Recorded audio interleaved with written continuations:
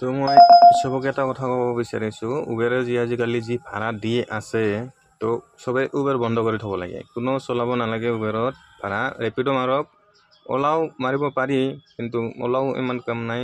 ৰেপিডো মাৰিলে মাৰক, বাকী উবেৰ বন্ধ কৰক। চাওক, এইটো কিমান টাইম লাগিব? 8 মিনিট পিক আপ, 1.1 কিলোমিটাৰ পিক আপ যাব কামাখ্যা ষ্টেচনত। 44 মিনিট লাগিব, 12 কিলোমিটাৰ। কিমান টকা দিছে চাওক। তো এনেকুৱা ভাড়া হ'লে কি হ'ব? তেলৰ পইচাই নোলাব। চবে যিসকল ভাই লোক আছে গুৱাহাটীত উবেৰত গাড়ী চলাই আছে, তো চবে কি কৰিব লাগে? উবেৰটো বন্ধ কৰি থ'ব লাগে। থাকক, সিহঁতক কাক ভাড়া দিয়ে দিয়ক। ঘেণ্টা গেলা বাল ভাড়া দিয়ে। মই আৰু দেখাই আছোঁ, এতিয়া ৰাইট আহিব লগে লগে। তো মই দেখাই আছোঁ, এটা আহি চাওক, 90 টকা। তাৰে 5 টকা GST কাটিব। কিমান? 3 কিলোমিটাৰ পিক আপ, 5 কিলোমিটাৰ ড্ৰপ। তো এনেকুৱা 85 টকাহে পায়। 5 টকা আৰু GST কাটিব। তো এনেকুৱা ভাড়া মাৰি কেনে কি বাল হ'ব উবেৰ? সেইটো চাওক, 15 মিনিট লাগিব। 3 কিলোমিটাৰ পিক আপ যাব কিমান? 7.4 কিলোমিটাৰ পিক আপ ড্ৰপ।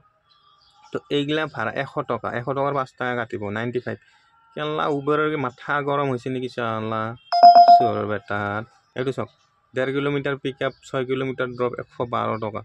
বা এইটো চাওক, 2.2 কিলোমিটাৰ পিক আপ, 7 কিলোমিটাৰ ড্ৰপ উলুবাৰী, 119 টকা। এইটো 125 টকা। 5 কিলোমিটাৰ পিক আপ, 8 কিলোমিটাৰ ড্ৰপ।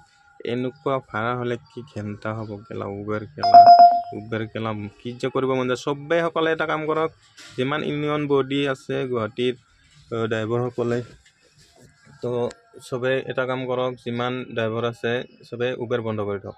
উবেৰে কাক ভাড়া দিয়ে দি থাকক, বন্ধ কৰি থ'ব লাগে।